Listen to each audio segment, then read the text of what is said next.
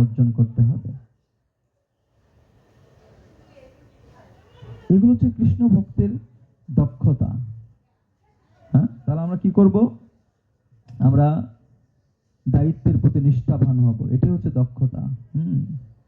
এবং সবসময় কি ব্যবস্থাপনায় আমরা থাকবো। তাহলে বিষয় হচ্ছে কি, দক্ষ ভক্ত অলস নন, তিনি সময়ের মূল্য বোঝেন, সেবা সঠিকভাবে করেন এবং দায়িত্ব নিষ্ঠার সঙ্গে পালন করেন। ভক্ত কখনো অব্যবস্থাপনার নাম নয়। তাহলে ভক্ত কি থাকবে? সবসময় নিয়ম নিষ্ঠার প্রতি দক্ষ থাকবেন, সময়ের প্রতি দক্ষ থাকবেন, তার কর্তব্যের প্রতি দক্ষ থাকবেন। এটাই হচ্ছে দক্ষতা।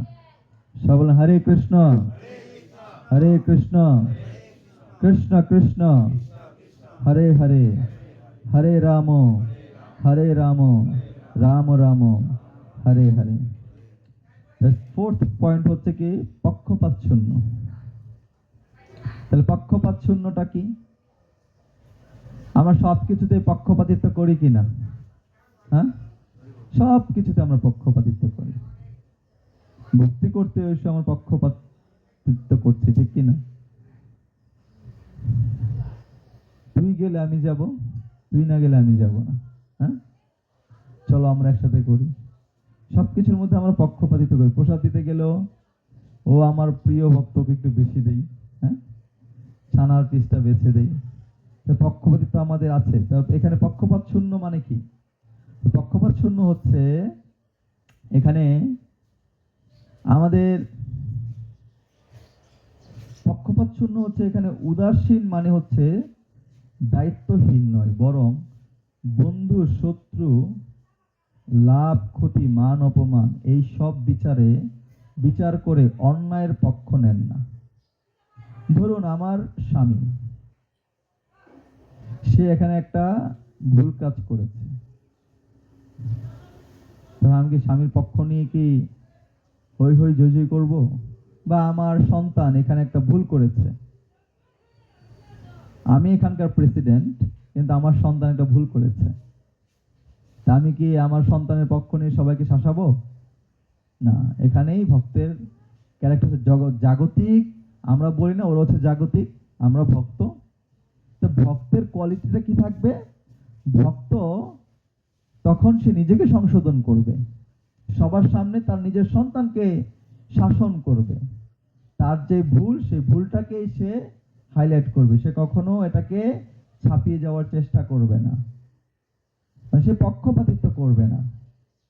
আমার ভাই সে অন্যায় করেছে, সে অন্যায়টাকে স্বীকার করবে।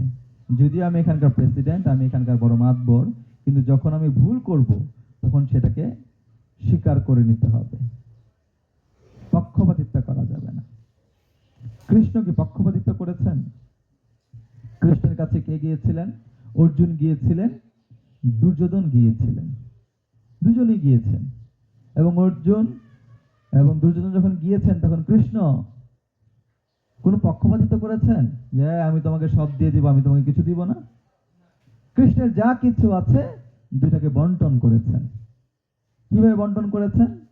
বলছেন দেখো, আমার যত নারায়ণী সেনা আছে, যত অক্ষয়ণী সেনা এবং নারায়ণী সেনা আছে, সমস্ত কিছু এক ভাগে, আর আমি হচ্ছি আর এক ভাগে। এবার তোমরা ডিসিশন নাও কে কোনটা নেবে। এইভাবে কৃষ্ণ নিজেই তার সমস্ত কিছু, কৃষ্ণের প্রিয় কে ছিলেন? অর্জুন ছিলেন। কৃষ্ণের প্রিয় ছিলেন অর্জুন, হৃদয়ে তার প্রতি অনেক প্রেম ছিল, ভালোবাসা ছিল, করুণা ছিল। কিন্তু হরে কৃষ্ণ, ঘুমানো চলবে না, হরে কৃষ্ণ। আর 10 মিনিট পরে ক্লাস শেষ। এই যে মহাপ্রসাদ চলে এসেছে, মহাপ্রসাদে গোবিন্দে প্রসাদ পাবো আনন্দে, সব ঘুম দূরে গেল ভাই। এইভাবে ঘুম দূরে ফেলেন, এখন একটু পরে প্রসাদ হবে। এই যে আমাদের যুধিষ্ঠির প্রভু অনেক কষ্ট করে মানে আগুন ছাড়া রান্না করেছে, ঠিক আছে? তো কৃষ্ণ নিজেও পক্ষপাতিত্ব করেননি, যদিও তার প্রিয় কে ছিলেন? অর্জুন ছিলেন, কিন্তু তথাপি তিনি পক্ষপাতিত্ব করেননি, তিনি সমানভাবে সমস্ত কিছুকে বন্টন করেছেন। তো ঠিক তদ্রূপ আমাদেরও কি থাকতে হবে, এরকম পক্ষপাতিত্ব করা যাবে না। পক্ষপাতিত্বকে কৃষ্ণ পছন্দ করেন না। হ্যাঁ, আপনার তার প্রতি বিশেষ প্রেম থাকতে পারে, অনুরাগ থাকতে পারে, কিন্তু এখানে পক্ষপাতিত্ব করা চলবে না, ভক্ত সমাজে চলবে না। ব্যক্তিগতভাবে আপনি তাকে সাপোর্ট করতে পারেন, কিন্তু সোসাইটিতে আপনি সমানভাবে সবকিছু দিতে হবে, এই হচ্ছে বিষয়। এবং অন্যায়ের পক্ষ নেওয়া যাবে না। যদিও তাকে আমি পছন্দ করি, কিন্তু অন্যায়ের পক্ষ হিসেবে তার সঙ্গ নেওয়া উচিত নয়। অনেক সময় হয় না, ওরা ব্রজেশ্বর প্রভু আর পদ্মম্ন প্রভু ঝগড়া লেগেছে। এখন ব্রজেশ্বর প্রভু আমার প্রিয়, হাট করে ব্রজেশ্বর প্রভুর পক্ষ নেই, আপনি এত চিল্লাচিল্লি করছেন কেন, যান সরে যান, ঠাস করে একটা কথা বলে দিলাম। কারণ কি, ব্রজেশ্বর প্রভুকে আমি খুশি করার জন্য চেষ্টা করেছি, আর তাকে অপমান করে দিলাম। কিন্তু ভুলটা কার? ব্রজেশ্বর প্রভুর। ভুলটা ব্রজেশ্বর প্রভুর, কিন্তু অপমান করে দিলাম আমি প্রদ্যুম্ন প্রভুকে। এটা হচ্ছে পক্ষপাতিত্ব। এই জন্য বলেছে, বৈষ্ণবের ক্রিয়া মুদ্রা বিজ্ঞে নাহি বুঝে। দুই বৈষ্ণব ঝগড়া করছে, দুজন ঝগড়া করছে, অনেক সময় হয় না বৈষ্ণব ঝগড়া করে, তো ঝগড়া করছে। এখন আমি একজনের পক্ষ নিয়ে কিছু বলে দিলাম, মানে আমি আমার নিজের পায়ে কোড়াল মারলাম। আরে এটা ঝগড়া নয়, এটা হচ্ছে লীলা। এই লীলাতে আমি যদি প্রবেশ করি, আমি আগুনে জ্বলে পড়ে শেষ হয়ে যাব। ওদের লীলা ওদের মাধ্যমেই থাকুক, আমি মাঝখানে এন্ট্রি নেওয়ার কোনো প্রয়োজন নেই। এই জন্য বৈষ্ণবরা কি হবেন? মৌন হবেন, বকবক করবে না, সুযোগ পেলেই বকবক করা শুরু করবে না। 10টা প্রশ্ন করলে একটা প্রশ্নের উত্তর দিবে, এটা হচ্ছে মৌনতার লক্ষণ। যে বেশি বলে সে কখনো ভালো ভক্ত হতে পারে না। এই জন্য সবসময় আমাদের কি থাকতে হবে? কম কথা বলতে হবে।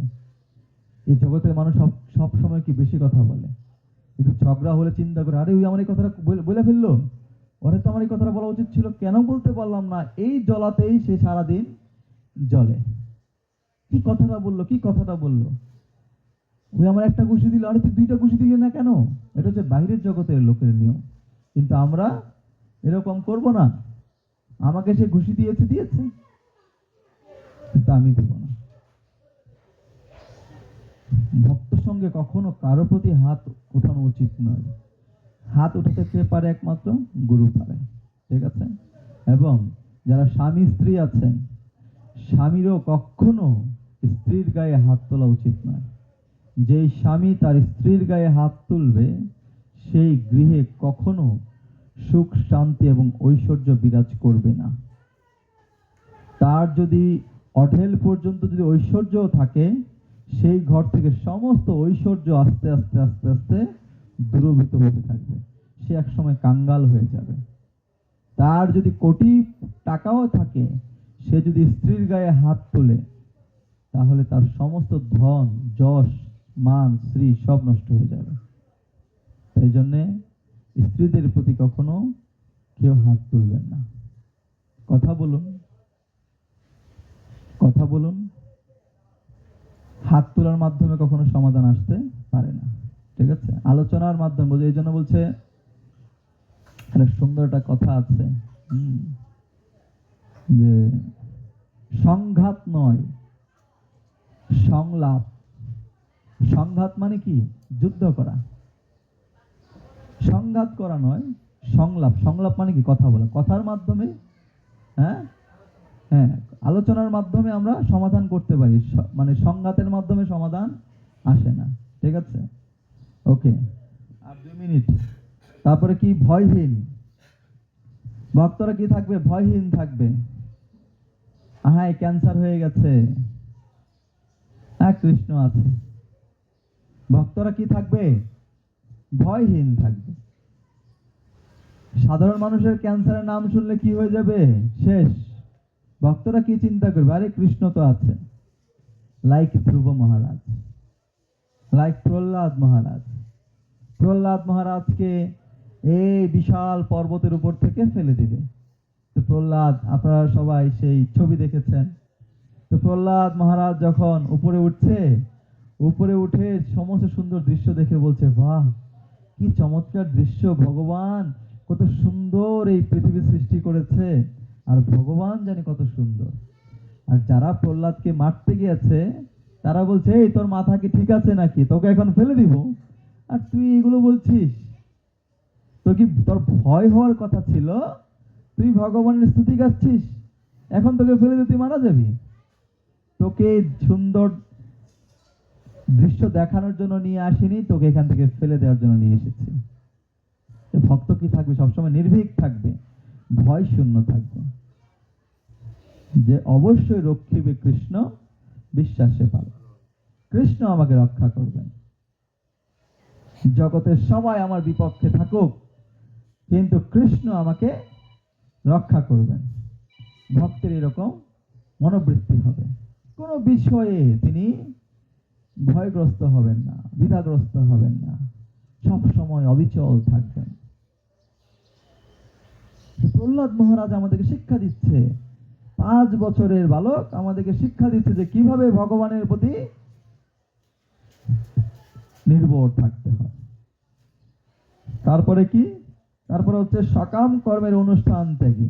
এর অর্থ হচ্ছে সব কাজ ছেড়ে দেওয়া নয়, বরং অহংকার, যশ, ভোগ বা ব্যক্তিগত লাভের উদ্দেশ্যে নতুন নতুন কর্মের উদ্যোগ ত্যাগ করা। তিনি কর্ম করেন কিন্তু ফল ভগবানের উদ্দেশ্যে নিবেদন করেন।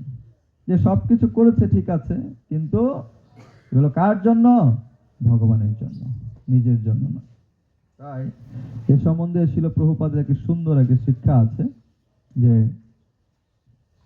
প্রকৃত ভক্ত নিজের ইন্দ্রিয় তৃপ্তির জন্য কোনো পরিকল্পনা করেন না, তার প্রতিটি চিন্তা, কর্ম ও জীবন